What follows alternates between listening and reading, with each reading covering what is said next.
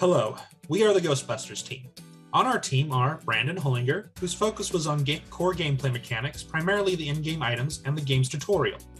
Dee Woo, whose focus was on foundational networking in the multiplayer lobby, as well as the in-game menus. Hao Ren Gang, whose focus was on core gameplay mechanics, primarily the logic which determined if the game was won or not, animations, and creating VR support for our game. And finally, Sean Richards, whose focus was on the Ghost AI, as well as helping Dee with the networking. Sean also created the game lobby list. Our project is a video game, Ghost Hunters. It is a ghost investigation game in the same vein as Phasmophobia. However, one of the greatest problems with Phasmophobia is that, despite the obvious dangers of investigating the ghost, all the players do is investigate, then leave. The ghost is still at the location, terrorizing anyone who would show up. Our game is different in that it allows you to kill the ghost, making the area safe again. Our game can be played alone in single player, with a tutorial to teach basic gameplay concepts, a standard level to put those concepts into practice, and a VR-supported level. It can also be played with friends or strangers in multiplayer, either by hosting your own game or by joining a game through the in-game lobby list. When starting the game, you will see this menu. You can play single player, multiplayer, or go into the settings to change things. Let's go into single player. Here you can see the main game set up for single player. You have the tutorial, VR mode, and the main game. Let's go into the tutorial. In the tutorial, you'll see that there in the lower right corner, there are instructions. Let's follow them. Upon following them, you'll notice that we have moved on to the next section. So we're going to play the game. Looking at these items, you can see that there is a tooltip to equip them. So let's equip the flashlight. Now it tells you how to use it. So we use the flashlight. Now it's telling me to equip the other item and switch to it. Now you'll notice that as I move around, the number changes. This corresponds to the distance you are from the ghost or from a bound object. So now it's telling me to go out and let's find the ghost. So I look around for a bit and he appears right in front of me. Here we are. Well, now that we found the ghost, now we need to find his bound object. So we are looking for an EMF of 3 and we quickly find it. So clicking and dragging, I pick up the object and I bring it back to the main room, to the pentagram. So I bring the pentagram, it turns red to show that it is burning, and now I can go out and watch as the ghost dies. Currently, he is aggressive against me, but he won't be able to do much to me. He is not capable of killing me. Well, he is dead now, and we just wait for a few seconds, and now we have completed the tutorial.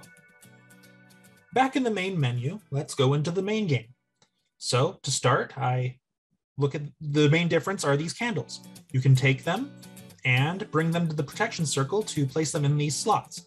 If the candles are in this protection circle, then while you are in it, the ghost cannot hurt you, but each time it tries, it will remove one candle. So right now I am looking around for the bound object. But instead, the ghost becomes aggressive and comes after me. He moves to the last location he saw me, and he can't see me very well in the protection circle, but as you saw right there, he removed a candle from the protection circle while trying to attack me. So now I wander around again. Notice that he played around with the door there for a second. Now we continue to move around. And now he's invisible. And any moment now, he's going to come and attack me. Yeah. He's coming after me, and this time I get trapped. So he kills me.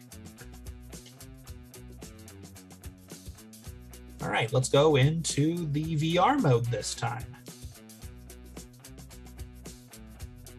So, as you can see, Hao Ren can pick up objects, rotate them around, move them around. He can look around with his headset. He is capable of moving around. He wanders a bit, trying to find a bound object, but he seems to be too far away from any of them to show on his reader. So he picks up a cup this time, tosses it around.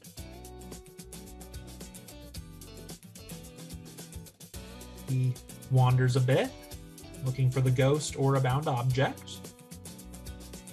Again, he seems to be too far away to register anything. Well, this time he opens the door, picks up another object, shows that he can toss them in the air.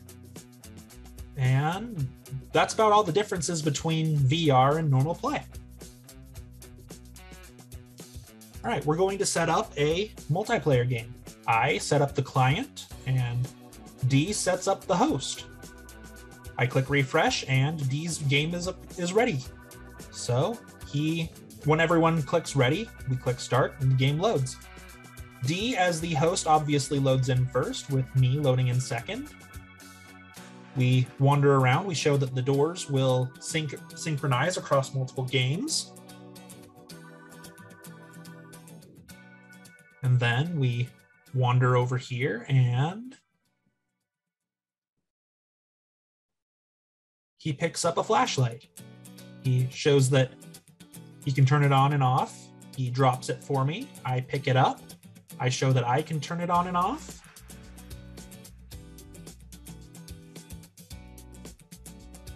He grabs a different flashlight.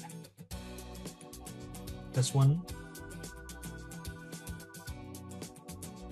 And now the ghost is coming after us. As you saw, Sean disappeared when the ghost attacked him. Now D disappears from my view, and I'm going to go up, and once I die, everyone is dead. So let's go again into multiplayer. This time we will actually win the game. So this time I am hosting. I set it up. I start the game. And this time I beeline straight for the EMF reader. I use this to determine the location of the ghost, which we have a small problem of being unable to turn it invisible. Well, I start wandering around looking for the bound object. It does not appear to be in this room. Does not appear to be here. And so I wander through. And as the number increases, I can tell that it's in this room. So I look around, and I'm pretty sure it's this object. And as I move away and around, yes, it is. It holds at 3, so this is the bound object. I bring it to the protection circle. I drop it in. It turns red to show that it's burning. And now we just wait for the ghost to die. And the ghost dies. He slides around a bit, but overall, we have now won the game.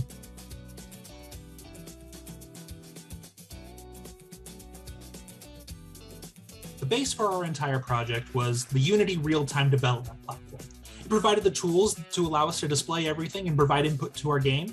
It also provided a number of packages which made aspects such as ghost pathfinding and basic network communication rather easy. The game logic was coded in C#. While Unity provided the majority of the tools, we still had to put them together in a way that created a game. This included things like item interactions, ghost behavior, and what to send over the network versus what to calculate solely client-side. Finally, our lobby system relies on Unity Gaming Services, a backend provided by Unity which allows us to easily connect clients and servers together.